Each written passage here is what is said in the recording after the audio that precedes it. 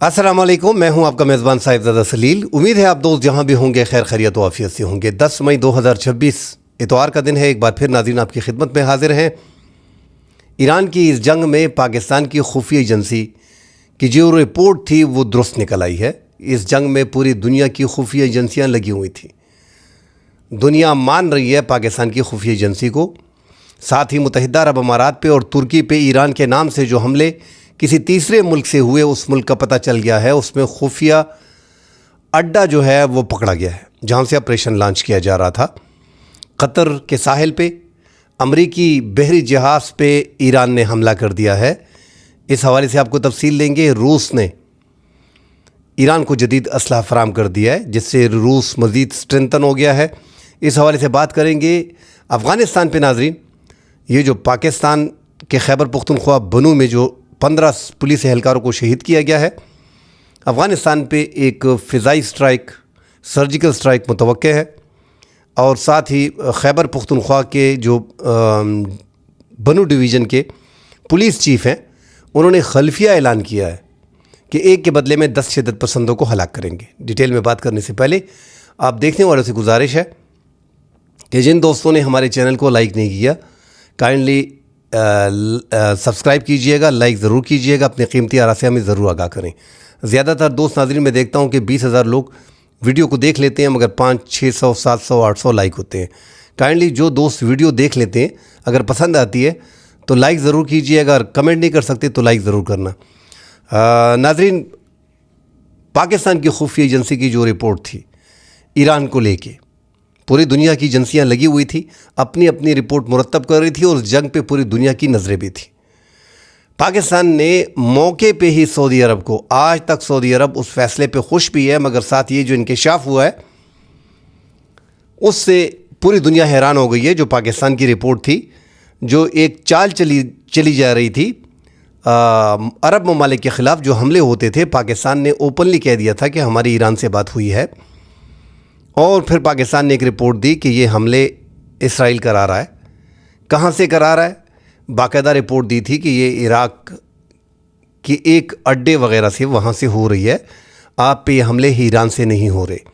उसके बाद नाज़रीन तुर्की पे हमले किए गए और तुर्की ने बाकायदा, चूँकि आजकल जदीद टेक्नोलॉजी हर मुल्क के पास है, उनको पता चल जाता है कि हमला कहाँ से हुआ है। ईरान के साहिल से जो हमले हुए हैं, जो करीब करीब इलाके हैं, वहाँ से ये हमले जो है वो किए गए हैं। अब नाज़रीन, ये जो खुफिया अड्डा पकड़ा गया है, ये इराक़ करबला नजफ़ के करीब सहरा में एक खुफिया अड्डा ईरान जंग से कबल शुरू बनाया गया था।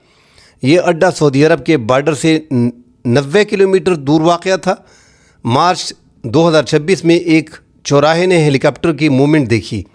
इराक़ी फ़ौज इस मकाम की तरफ बढ़ी तो इसराइल ने बमबारी कर दी, जिससे एक फ़ौजी जो है उसकी शहादत हो गई थी, 2 बीच में ज़ख्मी थे। आप अंदाज़ा लगाएं कि इराक़ अपने मुल्क में जो उसकी फ़ौज है, जो इसराइल ने वहाँ पे अड्डे बनाए उनके मुल्क में, वहाँ पे इराक़ के अपने फ़ौज नहीं जा सकती। उन पे बमबारी हुई थी और उनको जो है उस टाइम पे शहीद कर दिया था।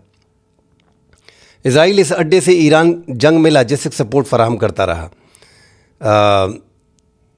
इराक़ हुकूमत फ़ौज को भी इस मकाम का इल्म नहीं था।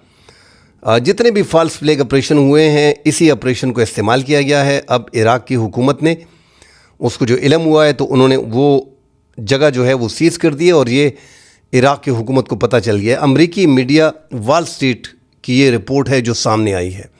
सेम यही रिपोर्ट पाकिस्तान ने सऊदी अरब के वली अहद उनको फराहम की थी कि ये आप पे हमले जो हैं ये इराक़ से हो रहे हैं, ये हमले ईरान से नहीं हो रहे। और ईरान से हमारी बातचीत भी हो रही है, ईरान ने हमें कंफर्म भी किया है।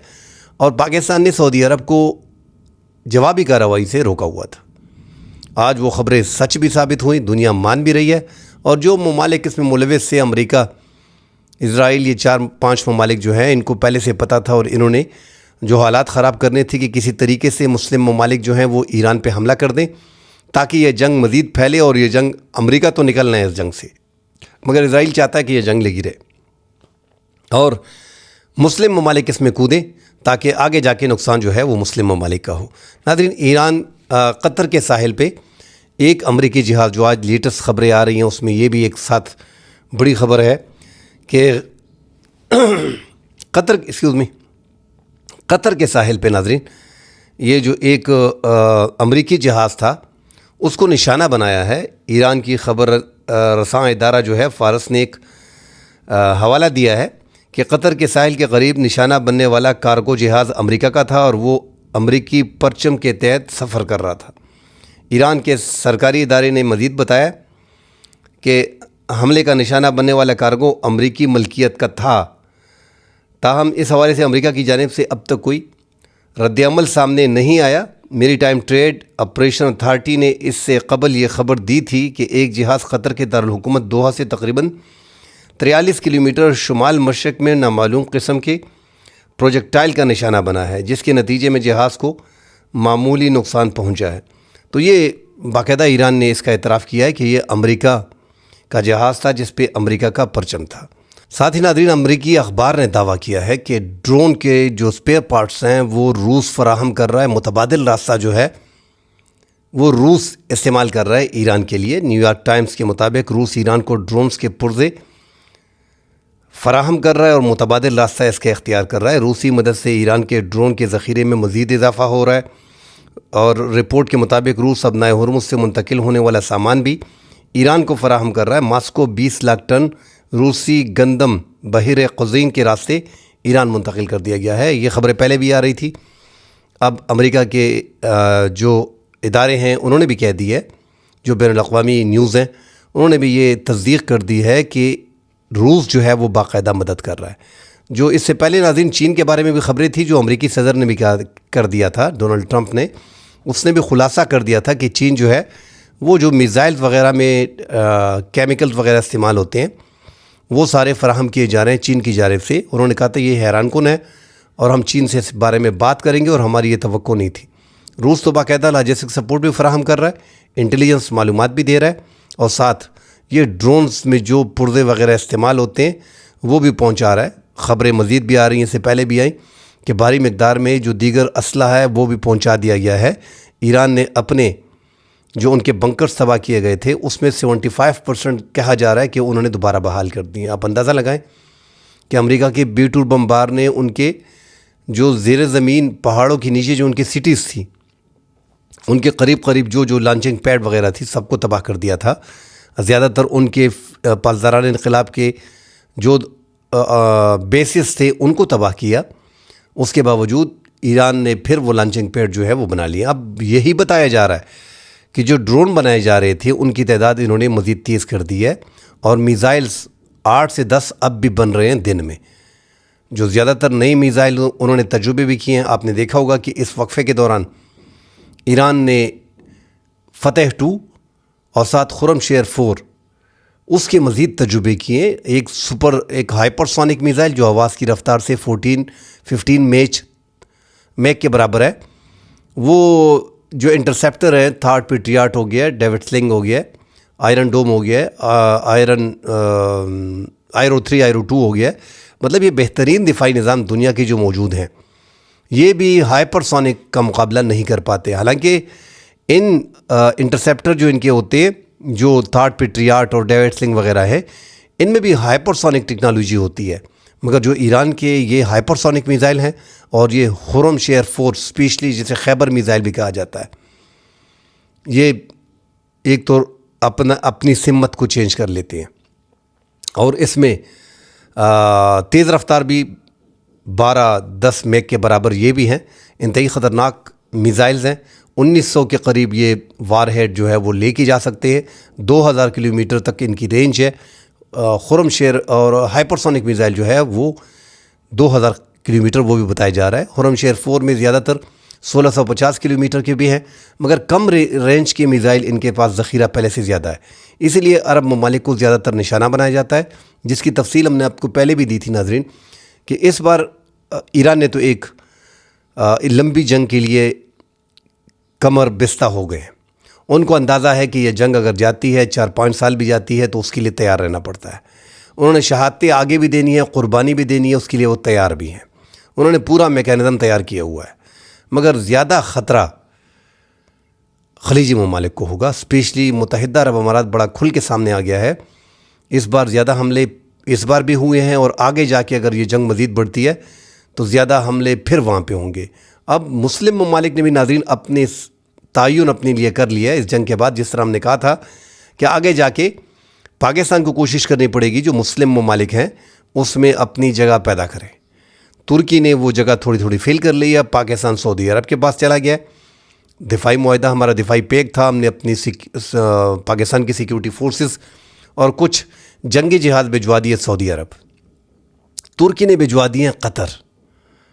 اب قطر میں ترکیہ کے فائٹر جیٹ، ان کے ڈرون ٹیکنالوجی، انہوں نے ایسا ایسا جو پاکستانی کیمپ کی طرف تھے مگر انہوں نے ترکی کو ساتھ شامل کر لیا. اور آپ نے متحدہ عرب امارات کو دیکھا ہوگا، کل انہوں نے ایک پریزنٹیشن بھی دی جس میں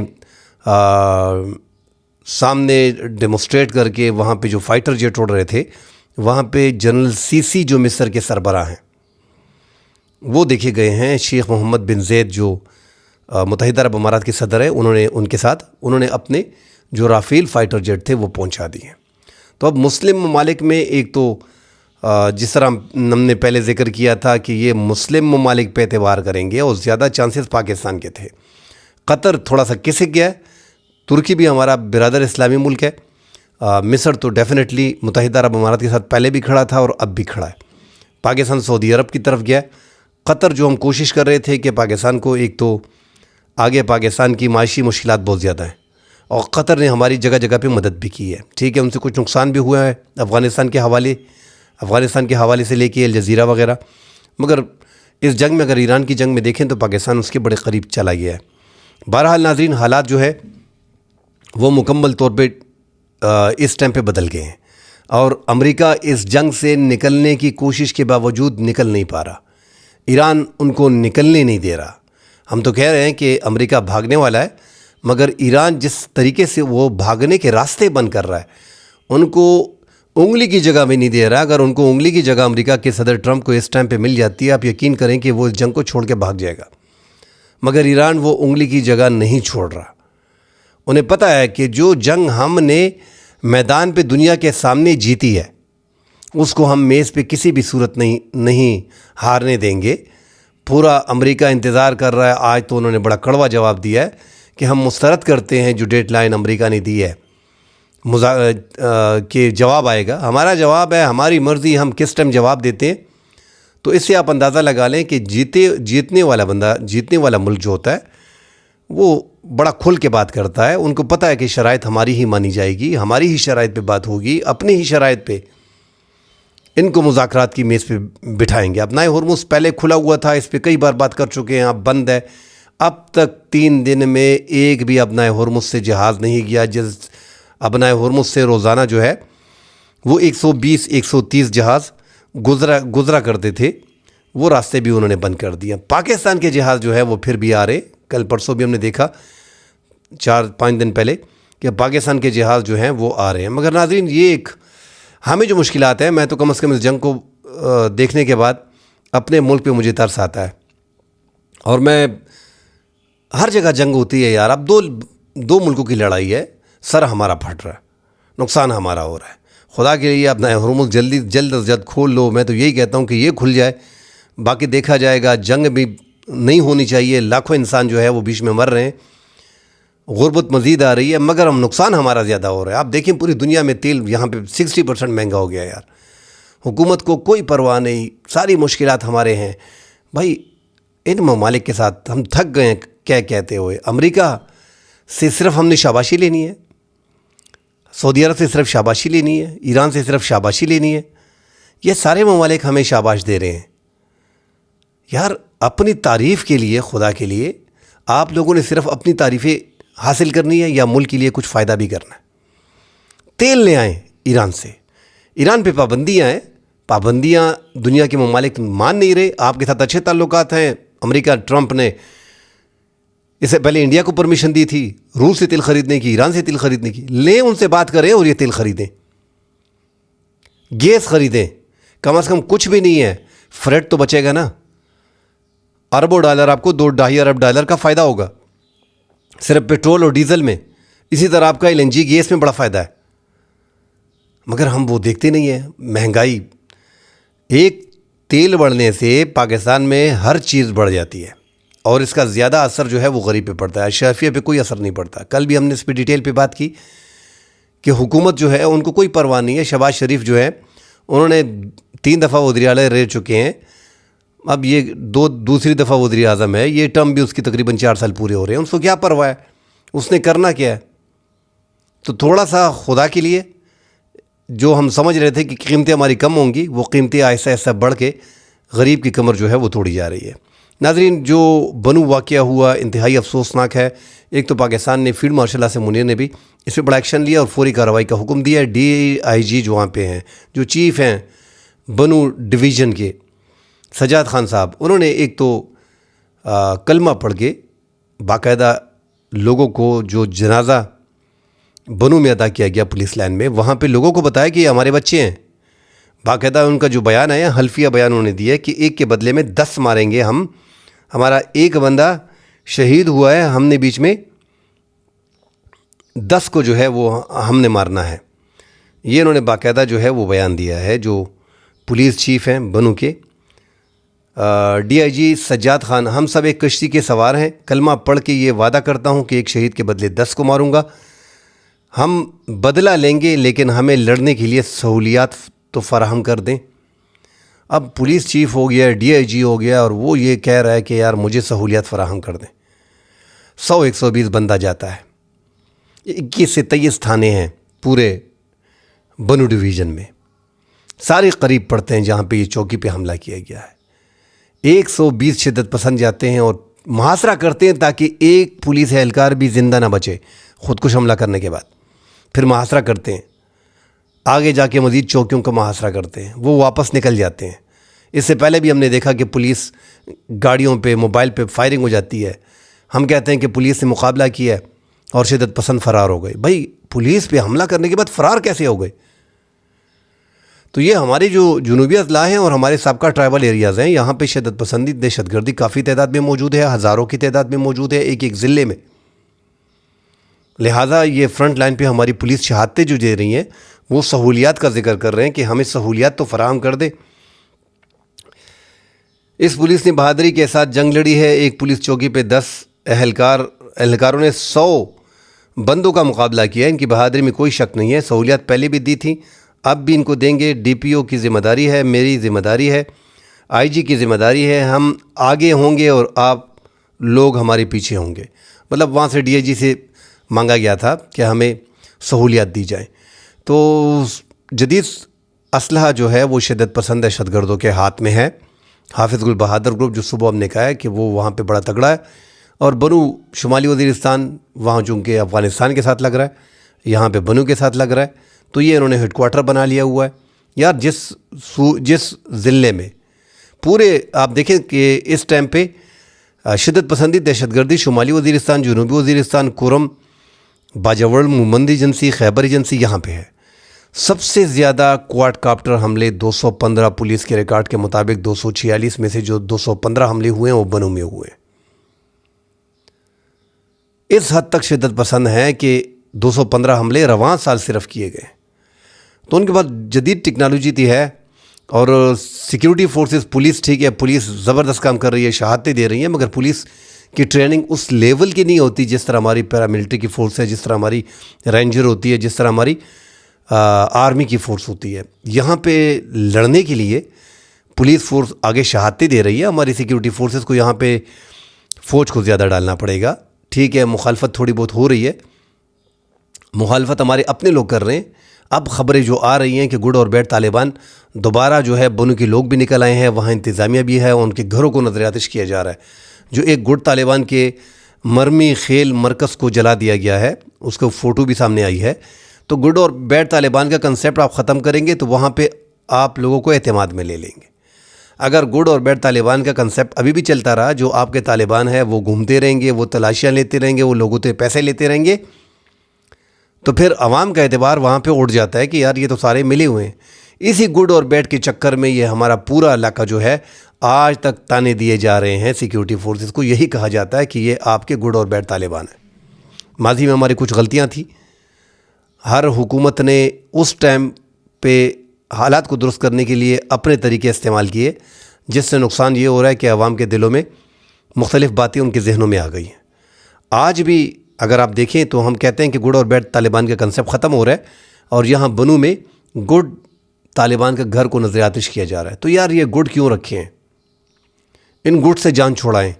آپ کو عوام کا اعتماد حاصل کرنا ہے. اگر آپ عوام کا اعتماد حاصل کر لیتے ہیں، 13.5 لاکھ لوگوں کا ضلع ہے، اگر آپ علاقے کے لوگوں کے دل جیت لیتے ہیں تو پھر دہشت گردی پہ آپ کنٹرول بھی پا سکتے ہیں. صوبائی حکومت، وفاقی حکومت، ان سب کو ایک پیج پہ بیٹھنا پڑے گا. سیکیورٹی فورسز سے بات چیت کرنی پڑے گی، آگے کا لائحہ عمل طے کرنا پڑے گا. اب خبریں یہ آ رہی ہیں کہ افغانستان میں اس کا بدلہ لیا جائے گا، کیونکہ زیادہ تر یہ اتحاد المجاہدین جو گل بہادر گروپ ہے، جو ان کے گروپ ہیں، مختلف گروپ ہیں، ان کے زیادہ تر شدت پسند جو ہے وہ افغانستان سے دشوار گزار راستوں کے ذریعے آتے ہیں. سوال کیا اس سے پہلے ویڈیو میں بھی ایک دوست نے سوال کیا کہ یار یہ بارڈر پہ کیسے آتے ہیں، ہماری سیکیورٹی فورسز کیا کر رہے ہیں؟ ہماری سیکیورٹی فورسز سیکیورٹی لیپس ہو رہی ہیں، مگر ہماری سیکیورٹی فورسز بار بار ایک ہی افغان حکومت کو انفارم کرتے ہیں کہ دیکھیں ہمارا جو انڈیا کے ساتھ 3340 کلومیٹر کا بارڈر ہے وہ انڈیا بھی مینیج کر رہا ہے، ہم بھی مینیج کر رہے ہیں. اسی طرح 904 کلومیٹر کا جو بارڈر ہے ایران کے ساتھ وہ مینیج کر رہے ہیں، ہم بھی مینیج کر رہے ہیں. بارڈر سیکیورٹی فورسز کا کام یہی ہے کہ وہ اپنے بارڈر کو مینیج کرے تاکہ حالات خراب نہ ہو. ہمارا واحد بارڈر جو 2600 کلومیٹر کا ہے، 2640 کلومیٹر کا بارڈر افغانستان کے ساتھ، ان کو افغان طالبان مینیج نہیں کر رہے. تو بڑا مسئلہ یہ آ رہا ہے، جگہ جگہ پہ فینسنگ کاٹی جا رہی ہے، اور پاکستان کی سیکیورٹی فورسز کو واچ کرنے کے بعد افغان طالبان جو اس ٹائم پہ سیکیورٹی فورسز ہیں بارڈر پہ، وہ پاکستان کو واچ کرتے ہیں اور پھر ان کو چھوڑتے ہیں. یار آپ کو اتنی ویڈیو جگہ جگہ مل جائے گی کہ طالبان جو ہے وہ فینسنگ کو کاٹتے ہیں اور پاکستان میں داخل ہوتے ہیں، گاڑیاں داخل کرتے ہیں، سامان داخل کرتے ہیں. تو یہ ایسا تو ان کی سیکیورٹی کے بغیر یہ ممکن ہی نہیں ہے. وہ ہر قسم کی مدد اوپنلی فراہم کر رہے ہیں، اور پاکستان اس پہ پہنچ گیا ہے. رمضان سے پہلے جو پاکستان نے اسٹرائک شروع کی تھی، پاکستان اس بات پہ مکمل طور پہ کنفرم ہو گیا ہے کہ جب تک افغان طالبان کی موجودہ رجیم ہوگی، ان کے معاہدے جو آپس میں ہیں انہوں نے سپورٹ کرنا ہے، ہر حال میں سپورٹ کرنا ہے. جس طرح ٹھکانے دیے، کبھی ایک جگہ پہ چھپا کے رکھتے ہیں، کبھی دوسری جگہ پہ چھپا کے رکھتے ہیں، تاکہ جو پاکستان کے فضائی حملے ہیں اس میں یہ تحریک طالبان کے، حافظ گل بہادر گروپ کے، لشکر اسلامی کے، جماعت الحرار کے، ان کے جو لیڈرز ہیں وہ بیچ میں ہلاک نہ ہوں، تاکہ ہمارے پہ انگلی نہ اٹھے، کیونکہ وہ اس کو ڈینائی کر رہے. اب پاکستان نے جب پچھلے رمضان میں ان کے ہیڈ کوارٹر کو، بٹالین ہیڈ کوارٹر کو، کور ہیڈ کوارٹر کو نشانہ بنایا، ان کو عقل آ گئی تھی. ایک تو ایران کی جنگ میں دیکھیں، اور افغانستان کی اس جنگ میں ہم نے 2-3 مہینے، 1.5-2 مہینوں میں، یہ تقریباً 50 دن 60 دن ہو گئے، اس میں 42% دہشت گردی میں کمی آئی. وجہ کیا تھی؟ ایک تو پاکستان نے ہاتھ رکھا تھا افغانستان پہ، وہاں پہ حملے ہو رہے تھے، یہاں پہ حملے یکدم کم ہو گئے تھے. اور امریکہ اور ایران کی جو جنگ تھی اس میں ہم نے نوٹ کیا ہے کہ دہشت گردی بڑی کم ہو گئی تھی. اب دوبارہ جب جنگ کے بادل تھوڑے ایران سے ہٹ گئے اور ہم نے بھی وہاں پہ ہاتھ ہولا کر دیا، تو اب یہاں پہ دہشت گردوں نے پھر سر اٹھانا شروع کر دیا. تو انکار تو نہیں کر سکتے کہ ہمارے جنوبی اضلاع میں ڈی خان، ٹانک، لگی مروت، بنو، ان علاقوں میں، اور یہ جو ہمارے سابقہ ٹرائبل ایریاز ہیں ان میں ہزاروں کی تعداد میں شدت پسند دہشت گرد موجود ہیں. اور یہ وہ نظام چاہتے ہیں کہ جو نظام اس سے پہلے میں کہہ چکا ہوں، تحریک نفاذ شریعت محمدیہ نے 94 میں NP کی گورنمنٹ میں جو ملکنڈ میں بنایا گیا تھا، یہ ریاست کے اندر ریاست ماننا چاہ رہے ہیں. اور اسی پہ 2021 میں افغان طالبان نے پاکستان کے ساتھ مذاکرات کیے تھے. جو جنرل فیض اور جنرل باجوہ اور عمران خان کے دور میں مذاکرات ہو رہے تھے، وہ اسی پہ ہو رہے تھے کہ افغان طالبان نے NTTP کو ہمارے ساتھ بٹھایا ہوا تھا، ہماری سیکیورٹی فورسز کے ساتھ، کہ ہم ان کو آپ کے ساتھ بٹھاتے ہیں. تو بٹھانے والے کون تھے؟ مطلب بات کرنے والے کون تھے؟ افغان حکومت. پھر PDM کی گورنمنٹ آئی، پھر جنرل فیض اور خواجہ آصف اور شہباز شریف کی گورنمنٹ تھی، پھر بیٹھے، مگر وہ بات نہ بن سکی. کچھ کہا جا رہا ہے کہ کچھ TTP کے شدت پسند ان کو رہا کیا گیا، وہ لائے گئے، کچھ کو بسایا گیا. ایک ریاست میں ایک گورنمنٹ ہوتی ہے، یہ ریکارڈ سامنے نہیں لیا جا رہا. کوئی کہتا ہے کہ عمران خان جنرل باجوہ جنرل فیض لے کے آئے، اور وہ کہتے ہیں ہم قرآن پہ ہاتھ رکھتے ہیں، ہمارے پاس ریکارڈ ہے، منٹس آف میٹنگز ہیں. ख्वाजा आसिफ की शहबाज शरीफ की गवर्नमेंट थी, ख्वाजा आसिफ और जनरल फैज़ लेके आई थी। और कुछ रिपोर्ट्स ये सामने आ रही हैं कि कोई टीटीपी का शिद्दत पसंद जो है उसको वापस नहीं बसाया गया। तो हम ये तय नहीं कर पा रहे, शिद्दत पसंदी के ख़िलाफ़ हम एकजुट होकर काम नहीं कर रहे। हमारी फ्रंट लाइन पे जो पुलिस लड़ रही है उनके पास जितने भी इक्विपमेंट की कमी है, उनको एंटी ड्रोन गन जो है वो दे दिए गए हैं। साथ फ़ौज का ज़्यादा अमल दखल होना चाहिए, उनका कंट्रोल वहाँ पे होना चाहिए। पुलिस वहाँ पे इनके साथ कम से कम वो टाइप की ट्रेनिंग नहीं है ना, तो आपको अपनी आर्मी को डिप्लॉय करना पड़ेगा। और तभी आप शिद्दत पसंदी का ख़ात्मा करेंगे जब आप पूरा मुल्क एकजुट होगा और एक फ़ैसला होगा। और आपने अफ़गानिस्तान के हवाले से और इस खैबर पख्तूनख्वा में शिद्दत पसंदी और दहशतगर्दी के हवाले से एक पॉलिसी, एक मैकेनिज़्म बनाना है। वो हम बार बार कह रहे हैं कि आप एक 20 साला पॉलिसी अनाउंस कर दें अफ़गानिस्तान की हुकूमत के हवाले से, अफ़गान के हवाले से और खैबर पख्तूनख्वा में दहशतगर्दी के हवाले से, और उस पर बाकायदा अमल करें। ये नहीं कि इमरान खान चला गया और नवाज़ शरीफ आ गया, और नवाज़ शरीफ चला गया शहबाज शरीफ आ गया, और जनरल बाजवा साहब चले गए हैं, जनरल फैज़ चले गए हैं, और अब हाफिज़ साहब आ गए हैं। और जब हाफिज़ साहब 2030 में या 28 में वो जाएंगे तो फिर ये पॉलिसी नहीं बदलनी चाहिए। एक पॉलिसी रखें, उस पर अमल करें। आप देखें शिद्दत पसंदी दहशतगर्दी का कैसे ख़ात्मा होता है। अभी हालात बड़े टफ़ हैं, अपनी सिक्योरिटी फोर्सेस को सपोर्ट करना पड़ेगा। शहादतों का बदला लिया जाएगा, मगर सिर्फ ये नहीं है कि आप जाएं और 10, 12, 15 शिद्दत पसंद को अपने इलाके को आप क्लियर करें। हमारे DIG साहब जो है उन्होंने कह दिया कि एक के बदले 10 मारूंगा। एक के बदले 10 मारने की ज़रूरत नहीं है, अपना पूरा बनू डिवीज़न आप क्लियर कर दें। आप वहाँ के DIG हैं, आप देखें कि वहाँ पे आप साबित करें कि 4, 5, 6 महीने में, साल में वहाँ पे दहशतगर्दी शिद्दत पसंदी ना हो, मुकम्मल सफाया हो। इसी तरह दीगर अजला में ये होना चाहिए, बाकायदा पूछना चाहिए। अगर पुलिस की कमी है, उस कमी को, जो 50% कमी है, उसको पूरा करना चाहिए। जो इक्विपमेंट की कमी है, जो सालों सामान की, बम प्रूफ गाड़ियों की, बुलेट प्रूफ जैकेट्स की, जदीद असलहे की, ड्रोन्स टेक्नोलॉजी की, क्वाडकाप्टर टेक्नोलॉजी की जो कमी है वो पूरी करनी चाहिए। साथ अभी तो मैं कहता हूँ कि जनूबी अजला में और साबका ट्राइबल एरियाज़ में फ़ौज के अहम लोगों को बिठाना पड़ेगा। वो साथ बैठे होंगे, वहाँ पे नफरी ज़्यादा होगी, फिर नुकसान जो है वो सिक्योरिटी फोर्सेस का कम होगा, मुकाबला आसानी से कर पाएंगे और शिद्दत पसंदों को धकेलने में कामयाब हो जाएंगे। मज़ीद खबरें आती हैं नाज़रीन, उस पर डिटेल से बात करते हैं। फ़िलहाल के लिए इजाज़त दीजिए, अल्लाह हाफ़िज़।